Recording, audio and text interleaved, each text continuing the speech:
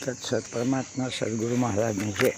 હવે આપણે મહાભારતના સિદ્ધાંતમાં પારખ પદ ભાગ 1 જોયો। આગળ જોઈએ પારખ પદ ભાગ 2।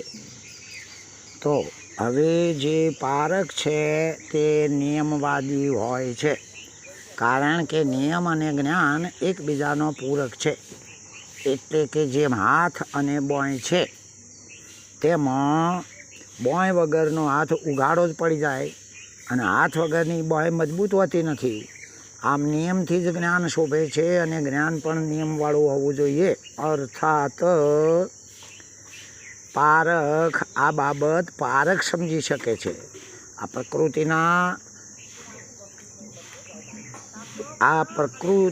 પ્રકૃતિના નિયમવાળું જ્ઞાન અગર તો એ પ્રકૃતિવાળો જે દેહ છે તેના ઉપરના મિથ્યા ડોળ કે આશક્તિ જ્ઞાનને વિપરીત બનાવી દે છે। અર્થાત પારખ ડોળ કરનારો હોતો નથી, માટે કોઈના પણ દેહનું જોઈને તેના જેવો અભિનિવેશ કરવો નહીં। જેમ શંકરાચાર્યને ત્રિશૂળ અને કમંડલું અથવા માથે કપડું હતું એવું વિચારી પોતાને પણ એવો જ સ્વાંગ કરવો, એનું જ નામ આશક્તિ કહેવાય છે। પારખ આશક્તિમાં પડતો નથી। જેમ કબીરજીને ટોપી દાઢી તિલક અને ફેટિયું હતું એવું વિચારી આપણે પણ એમ જ વર્તવું, આનું નામ જ આશક્તિ કે વાસના કહેવાય છે। કારણ કે બીજાનું અનુકરણ કરવું એ જ વાસના કહેવાય છે। જેમ નિરાંત મહારાજને માળા કે માથે સાફો હતો, માટે જ આપણે રાખવો જોઈએ, એ તો સંપ્રદાયનું અભિમાન છે। જ્ઞાન ના કહેવાય। ભલે નિરાંત મહારાજે કોઈ પણ રીતે કર્યું હોય, એ અનુકરણ આપણાથી કરાય નહીં, એમના સિદ્ધાંતે ચાલે એ જ પારખ છે। કારણ કે દાગીનો જો સોના જ છે તો પછી ઢોળ ચડાવવાનો શું અર્થ છે? એ સ્થાપકે કોઈ પણ રીતે કર્યું હોય એના જીવન ચારિત્રમાં ઉતરવાથી જ્ઞાન થતું નથી, પરંતુ ઢોળથી સાબિત થઈ જાય છે કે દાગીનો 100% ખોટો છે। એટલે કે બીજાને છેતરવા અથવા તો પોતાની મોટાઈ ગુરવાઈ બતાવવા માટે જ આવા ઢોળ કરેલા હોય છે। જેમ રાવણને સંન્યાસી બનવાનું કારણ સીતા માતાને છેતરવા સિવાય બીજું કોઈ જ ન હતું। કોઈ કહે કે આ ગોંજો શંકરનો છે તો તેને પૂછવું કે તો પછી શંકરને લપટાયેલા ભુજંગી સાપ તથા સમુદ્રનું હળાહળ ઝેર એ ક્યાં ગયું છે? એ પણ પી જાઓ ને, એ નાગ પણ તમે વેંટળેલા રાખો ને। કોઈ કહે કે આ અમુક નિશાની એટલે વસ્તુ મારા ગુરુની છે, તો ગુરુ ક્યાં ગયા? અને જો એમ જ હોય તો નારદની વીણા તથા ચોટલી હનુમાનજીને કેમ નથી? એ સેવક હતા નારદના હનુમાનજી। શ્રી કૃષ્ણનું ચક્ર અર્જુન પાસે કેમ નથી? અને જો ગુરુનું જ હોય તો રામજીની પાદુકાઓ ભરતજીએ ક્યાં પહેરી છે? એની તો પૂજા થાય છે, એના પૂજા કરાય, લઈને ફરાય નહીં। કોઈ કહે કે અમારે તો બ્રહ્માજીની કે પછી વિશ્વકર્માની જનોઈ છે, તો પછી બ્રહ્માજીની જેમ જગત ઉત્પત્તિ તથા વિશ્વકર્માની જેમ રાજાઓને બંધ કરી દો ને। એટલે કે આ સર્વ અભિનિવેશ બીજાનો અનુકરણ કરેલા મનને ગમતા પાખંડ મત છે, પોતાના સ્વાર્થ માટેના જ છે। પારખ કદાપી પણ આવી ઝંઝાવાટમાં પડતો નથી। ફક્ત ધર્મના કલ્યાણ માટે નિયમોની જરૂર છે, દેહના ડોળની નહીં। માણેક ચોકના વેપારીઓ પોતાના માલ લઈને થોડા કોઈ બૂમ બરાડા પાડી વેચવા નીકળે છે। આ તો ચાલુ માલ તથા ધરપત વગરના ફેરિયા જ જપતા નથી। માટે સાચા સજ્જન પારખું એ દેહવાદમાં પડવું નહીં, કારણ કે દેહમત એ તો વિરોચન મત છે, એટલે કે અસુર દૈત્યોનો જ મત છે। ટૂંકમાં વિચારો કે જે દેહ જ સાચો નથી અથવા તો પ્રપંચરૂપ છે, એવા પ્રપંચ મતથી શું સત્ય સાબિત થઈ ગયું છે એવું કેવી રીતે માની લેવાય?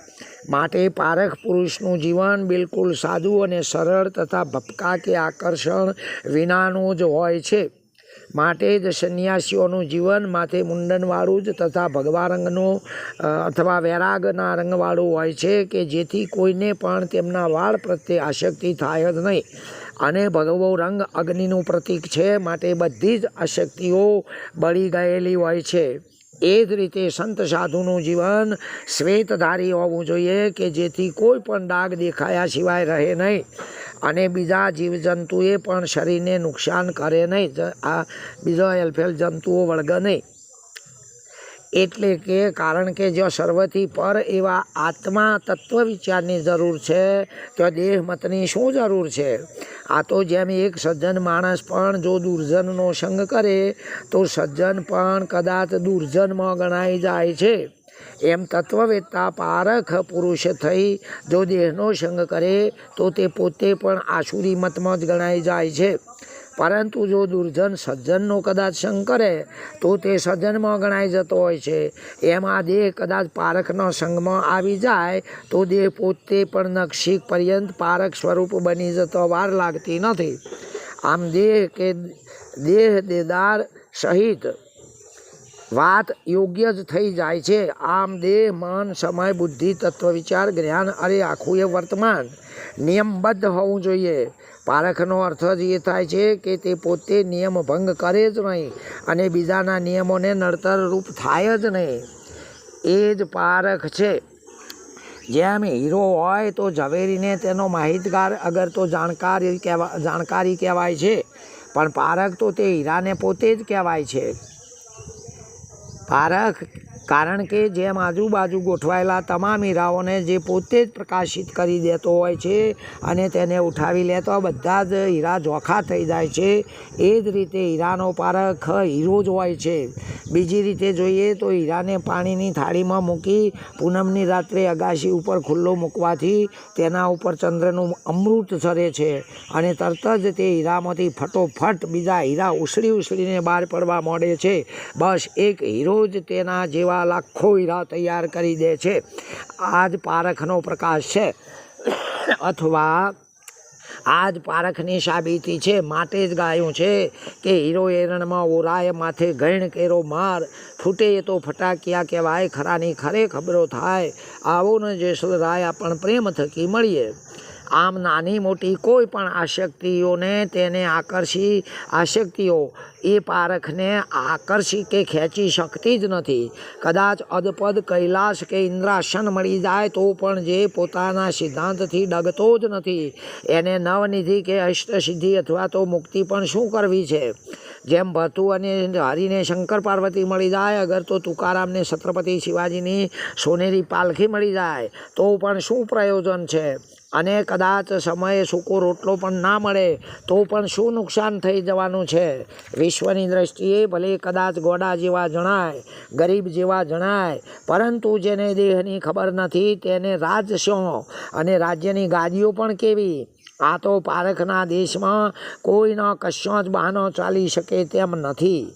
કારણ કે એક વાત નક્કી જ છે કે કોઈના માટે કોઈ પણ કરતા નથી. માત્ર ફક્ત પોતે પોતાના માટે પ્રિય માટે ન જ પોતાની પ્રિયતા થાય એ માટેનો જ આ બધા વળખો છે.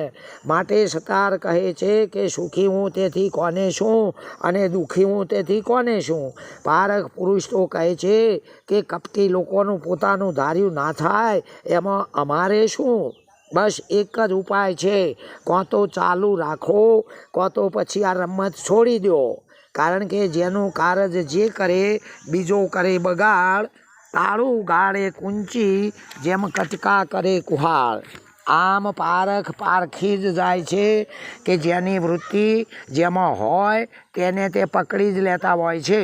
જેમ બાળકનો જન્મ થયા પછી તેની માતા તેને સ્તન મુખમાં મૂકે છે, પરંતુ સ્તનપાનની ક્રિયા તો તે બાળક પૂર્વના અભ્યાસે કરીને જ શરૂ કરી દે છે. એમ મહાપદની બાબતમાં પણ તેનો ઉત્તમ અધિકારી જ પાર પડી શકતો હોય છે. દાખલા તરીકે એક ભાઈ અને બાવાજી એમ બે ભાઈબંધ અને એક બીજો ભાઈ એમ બે ભાઈબંધ થયા. હવે આ જે બીજો ભાઈબંધ જેના એમ કે એ બાવાજીના જ્ઞાતિનો નહોતો, એટલે હવે એને માની લો કે કોઈ પણ જ્ઞાનીનો હોય, હવે પેલા બીજી જ્ઞાતિવાળાના ભાઈબંધ જે બાવાજીનો દીકરો હતો એ બીજી જ્ઞાતિવાળાનું લગ્ન આવ્યું એટલે એનો લગ્ન લેવાની તૈયારી કરી, એટલે બાવાજીના છોકરાનો મિત્ર હોવાથી આમંત્રણ આપ્યું. આમાં બાવાજી એટલે કોઈ વ્યક્તિગત બાબત નથી. આમંત્રણ આપ્યું. બાવાજીના છોકરાએ શરત કરી કે જેવું તારે એટલે મૂર્તિયા તું મૂર્તિઓ બને ને અને તારે જેવું જહ તહ કર એવું જ મારે પણ જહ તહ કરવું હોય તો લગ્નમાં આવું. શરત મંજૂર થઈ ગઈ. પેલા ભાઈએ કહ્યું કે ચલ તું મારી જન્મ તને પણ જહ તહ કરીશ. આમ સમજાવી જહ તહ કરવાની શરતમાં હા પાડી. એટલે પેલા ભાઈએ પોતાના પિતાને સમજાવીને કહ્યું બાવાજીને પણ જહ તહ કરી દો. 2 વરઘોડા નીકળ્યા. 2 જણાને 2 ઘોડાને 2 વરવાઘાને જેટલું પેલાને હતું એટલું જ પેલાને ભાઈબંધને વરઘોડા નીકળ્યા. વેવાઈને પણ સમજાવીને બીજી એના હોમાગમના વેવાઈને કીધું કે ભાઈ અમે બીજી દીકરી તો તમારે સજ, હા તો એક તો જોન આવે છે અને બીજી અમે લઈને આવીએ, જવાબદારી મારી છે. હા પેલી જ્ઞાતિના ભાઈના બાપાએ કીધું. બીજી નાની કન્યા તૈયાર કરાવી દીધી એના કહેવાથી. હવે બાવાજીનો અરગ તો માતોય નથી. એ જ સમયે મોયરામાં બંને કન્યાઓ સાથે જ પતરાવી અને તરત જ પેલાને એમ થયું બાવાજીને કે મારે પણ જહ તહ તો છે જ ને.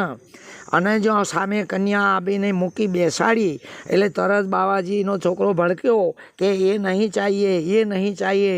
એટલે પેલા જે પટેલને બીજી જ્ઞાતિનો દીકરો બોલ્યો કે ભાઈ જહ તહ તો ઈસે બોલતે હૈ, કારણ કે જહ તહમાં તો એ જ આવે, સામું કંઈક આવે અને પાર પાડવું એનું નામ જ જહ તહ કહેવાય. હવે બીજું આમાં બીજું જહ તહમાં બીજું ના આવે. આમ બાવાજીના માટે આ જહ તહ યોગ્ય કહેવાય નહીં. બાવાજી તો એકલા જ હોય અને ભેગા રહેવું હોય તો પછી બાવાજી થવાય નહીં. જેમ ફુલારની અંદર ફૂલ છે ત્યાં દોરો નથી અને દોરો છે ત્યાં ફૂલ નથી, એમ દેહ છે ત્યાં આત્મા નથી અને આત્મા છે ત્યાં દેહ નથી. આમ આશક્તિ છે ત્યાં સિદ્ધિ નથી અને સિદ્ધિ છે ત્યાં આશક્તિ નથી. તે દાખલા તરીકે એકવાર એક કોલેજિયન ભાઈ ભણેલી છોકરીને પ્રસન્ન કરવા તેની મુલાકાતે લેવા ગયા. થોડીક ચર્ચા બાદ તે છોકરી તેને પ્રસન્ન પડી ગઈ. ફરી વાર જોવા માટે તેણીને બોલાવી, પછી ઘેર બોલાવી. આમ 5-6 વખત બોલાય કરી અને પ્રસન્ન કરી. 6 વખત પસંદગી માટે મુલાકાત લીધી. છેવટે તેનો લગ્ન લેવાયો અને ચોરી એટલે મોયરામાં પણ એ છોકરીને કહ્યું કે હું અહીં આવું તને પ્રસન્ન કરું. એટલે પ્રસન્ન કરવા બોલાવી. છોકરી તેની હલકાઈને પારખી ગઈ કે આ હલકો છે, વારે ઘડીએ શું પ્રસન્ન કરવાનું હોય, હલકો છે. એની હલકાઈને પારખી જઈ અને તેની રીતસર બહાર આવી મોયરામાંથી. પેલા ભાઈને 3 ચંપલ લગાવી દીધો અને કહ્યું કે હવે ચાલ્યો જા, કારણ કે હું તો તને પ્રસન્ન છું જ પણ તું મને પ્રસન્ન નથી. કહેવાનો અર્થ એ જ છે કે આપણને જે ગમે છે તે આ જગતના સજ્જન માણસોને, અરે આખા જગતને ગમવું જોઈએ. આપણને જે ગમે છે તે ભગવાનને પણ ગમવું જોઈએ. અને નહીંતર જોડો ખાવા દાડો આવશે, લાચાર થવા વારો આવશે અને સંતાવવું પડશે. આ જ પારખ પદ ઉત્તમ ભૂમિકા કહેવાય છે. ઓમ તત્સત. પરમાત્મા સદગુરુ મહારાજનો જય.